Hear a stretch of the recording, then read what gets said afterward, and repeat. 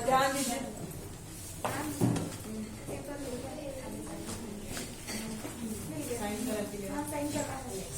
Sign है।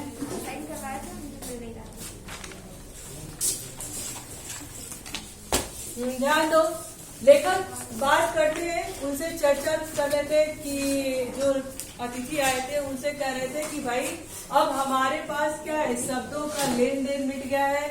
यानी जो बातें थी, शब्दों का लेन देन मतलब बातें, आपस की जो बातें थी वो क्या हो गई है, अब समाप्त हो चुका है। चुक जाना मतलब होता है समाप्त हो जाना, खत्म हो जाना। ठीक है। परिवार, हमने सारी टॉपिक पे, लेखक कहता है कि हमने सारे टॉपिक पे डिस्कस कर लिया है। परिवार के बारे में, बच्चे के बारे में, नौकरी, फिल्म, राजनीति, रिश्तेदारी, तबादले, पुराने दोस्त, परिवार नियोजन, महंगाई, साहित्य और यहाँ तक कि आंख मार मार के अपनी पुरानी प्रेमिकाओं का भी जिक्र कर लिया है। अगर अब हमारे पास कोई बात नहीं रह गई है जिसके बारे में हम और चर्चा करें, और अब एक चुप्पी है, सारी बातें खत्म हो गई हैं। जब सब बातें खत्म हो गई है तो हम आपसे बात क्या करें, तो अब क्या है, आप भी बैठे हैं इस कमरे में, मैं भी बैठा हूँ, लेकिन हमारे बीच में सिर्फ एक चुप्पी है। सौहार्द अब स्नेह स्नेह बोरियत में रूपांतरित हो रहा है। सौहार्द मतलब क्या होता है, जो आपस का प्रेम था, खुशी थी, अब वो धीरे धीरे, सने सने मतलब धीरे धीरे बोरियत में बदल गया है। रूपांतरित मतलब होना है बदल जाना। अब क्या हो गया, बोरियत में बदल गया है। लेखक जो बताना चाह रहे थे कि जब आप आए थे तो एक अलग सा ही माहौल था। हम लोग एक दूसरे से बातें करते थे, बातें करके ठहाके लगाते थे।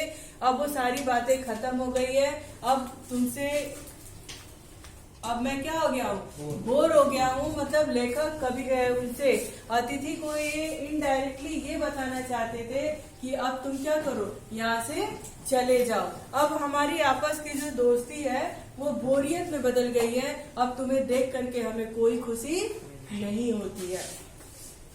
भावनाएं गालियों का स्वरूप धारण कर रही है। कह रहे तुम्हारे लिए जो प्रेम की भावनाएं थी, एक दोस्त मित्र के नाते, अपने अतिथि के नाते, अब वो क्या हो रही है, गालियों में रूपांतरित हो रही है। यानी अब तुम्हें देख करके हमें गुस्सा आता है, तुम कब जाओगे, तुम जा नहीं रहे हो।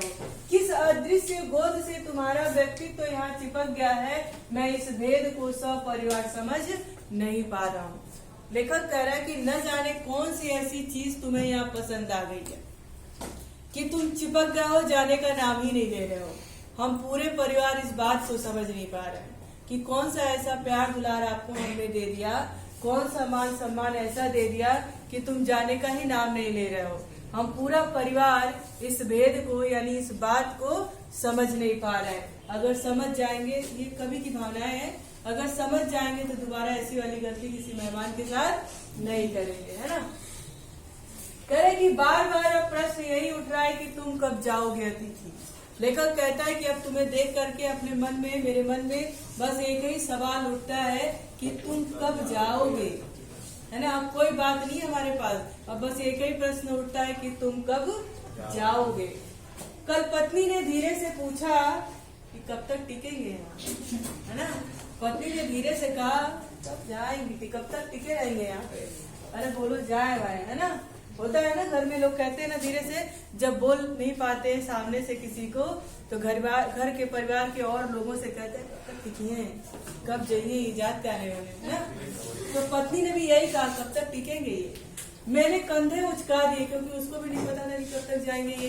तो कहा कि मैंने कंधे उचका दिए और मन में एक, मतलब ये चुप रह करके ही बातें हो रही थी, इशारों इशारों में हो रही थी। मैंने कंधे उकचा दिए और कहता हूँ कि क्या कर सकता हूँ मैं, अब भगा तो सकता नहीं, लेकिन वो भी दिन आएगा कि जिस दिन मुझे भगाना भी पड़ जाएगा। तो उनकी पत्नी ने कहा कि अब हमसे कुछ होगा नहीं, आज खिचड़ी बना खिलाएंगे, है ना। चाहे जितना दिन इनको रुकना रुके, अब हम खिचड़ी बनाएंगे। कोई पूरी पकवान, मिठाई और रायता और सलाद चटनी ये सब कुछ नहीं खिलाएंगे। अब क्या खिलाएंगे, खिचड़ी खिलाएंगे। तो पति भी धीरे से कह दिया हाँ बना लो, खिचड़ी हल्की रहेगी, मजबूरी में क्या कह रहे हो, लाद थोड़ी खाएगा अपने बच्चे से, है ना। तो कहा कि हाँ ठीक है बना लो, हल्की रहेगी। हाँ हल्की रहेगी, हाँ हल्का मतलब लोग कहते हैं ना कि लाइट भोजन लेते हैं, पेट को थोड़ा आराम देते हैं, नुकसान ना हो, उसमें हल्का, वजन में हल्का नहीं। कह रहे कि सत्कार की उष्मा समाप्त हो रही थी। लेखक कहता है कि अब सत्कार की उष्मा समाप्त हो रही थी, यानी जब मेहमान हमारे घर आए थे तो जितना आदर भाव मुझे उनको देना था मैंने दे दिया, अब मेरे पास इतनी ताकत नहीं है। यहाँ उष्मा का अर्थ तो होता है रोशनी से, एनर्जी से, है ना, लेकिन इनकी ताकत यानी इनकी स्थिति, तो ये जब शब्द यहाँ पर है, यहाँ पर स्थिति को परिचित करा रहा है। कह रहा क्या मेरे अंदर ना इतनी मेरी हैसियत है, ना स्थिति है, ना मेरे अंदर क्षमता है कि मैं इनको और भी इनका मान सम्मान सत्कार कर सकूं। डिनर से चले थे, खिचड़ी पर आ गए, अभी अगर तुम अपने बिस्तर को गोलाकार रूप प्रदान नहीं करते हो तो हमें उपवास तक जाना होगा। सही बात है कि नहीं भाई? अब उसका सब क्षमता खत्म, अब इससे ज्यादा वो उधार कर ले खिला नहीं सकता आपको, है ना। तो कह रहा है कि अगर अब भी तुम अपने बिस्तर का गोलाकार यानी जाने की तैयारी नहीं करोगे तो वो दिन दूर नहीं कि हम क्या करेंगे, उपवास भी करना पड़ जाए, है ना। पहले दिन क्या खिलाया, पूरी कचौड़ी रायता मिठाई, दूसरे दिन दाल चावल 2 तरह की सब्जी सलाद, तीसरे दिन खिचड़ी, और चौथे पांचवें दिन किस पे आ जाएगा, क्षमता खत्म, कहा जाएगा कि आज बृहस्पतिवार है तो आज व्रत रख लीजिए, गुरुवार का व्रत रखते हैं ना, और फिर उसके बाद से एक दिन उसका पारण करिएगा, पानी वाली फल कुछ और खा लीजिएगा, और फिर तब से शनिवार आ जाएगा तो शनिवार हनुमान जी का व्रत रखिए। उसके बाद तो शायद आपकी हिम्मत टूटी जाए, आप अपने घर के लिए जाने को तैयार हो ही जाए। बात हो सकती थी कि नहीं ऐसी वाली, शायद हाँ। तो उन्होंने कहा कि उपवास तक जाना होगा, तुम्हारे मेरे संबंध एक संक्रमण के दौर से गुजर रहे हैं। कह रहा है अतिथि तुम्हारी अब ऐसी स्थिति हो गई है कि जो तुम्हारे और मेरे बीच का संबंध है वो संक्रमण की स्थिति से। यहाँ पर संक्रमण किस बात को बोला है, संबंध के बीच संक्रमण आ गया। संक्रमण तो बीमारी है, लेकिन वही वो कह रहा है कि अब मैं तुमको देख खराब हो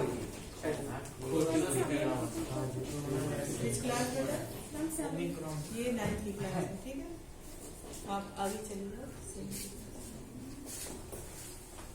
तो उन्होंने कहा कि अब तुम्हारे मेरे बीच जो है वो संक्रमण पैदा हो गया। अब किसको देनी है,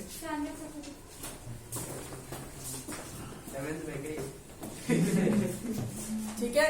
तो उन्होंने कहा कि भाई अब तुम्हारे मेरे बीच का जो संबंध है वो खराब होता नजर आ रहा है, अब जो मित्रता थी वो दुश्मनी में बदल रही है। तो ये संक्रमण तो बीमारी है, तो बीमार संबंध कैसे बीमार होता है, बीमार नहीं होता ना, क्या उसमें दूरियां आ जाती हैं, दुश्मनी में बदल जाता है। तो कह रहे कि अब ये दुश्मनी के दौर से गुजर रहा है, मुझे तुमको देखकर बिल्कुल भी अच्छा नहीं लग रहा है, तुम्हारे जाने का यह चरम क्षण है, तुम जाओ ना अतिथि। कहता कि अब तुम्हारे जाने का एकदम लास्ट है, अब मैं तुम्हें और बर्दाश्त नहीं कर सकता, तुम चले तो जाओ ना अतिथि तुम।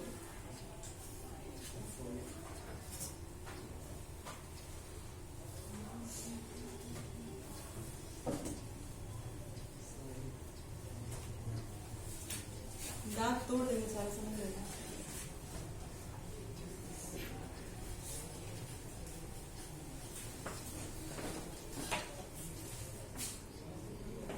समझ रहे ना। तो कहते हैं कि तुम्हारे मेरे के बीच में जो ये हमारी दोस्ती थी वो एक संक्रमण, एक दुश्मनी का रूप ले लिया, अब तो तुम चले जाओ। तुम्हें यहाँ अच्छा लग रहा है ना, मैं जानता हूँ। लेखक कहता है कि तुम्हें यहाँ अच्छा लग रहा है, मुझे पता है। मुफ्त का खाना दूसरे के घर में सबको अच्छा लगता है ना, मुफ्त का चंदन घिस मेरे नंदन, बढ़िया लगता है ना। दूसरे का दाना खूब बात लोग करते हैं ना, आन का दाना खींच के खाना, और कान के चद्दर खूब बढ़िया से सोना, है ना। तो कह रहे कि भाई दूसरे के घर में जब जाओ तो बिना खर्चे बर्चे का बढ़िया बढ़िया भोजन मिले, कोई डांटने वाला ना रहे, कोई कुछ काम कराने वाला ना रहे, तो बहुत अच्छा लगता है।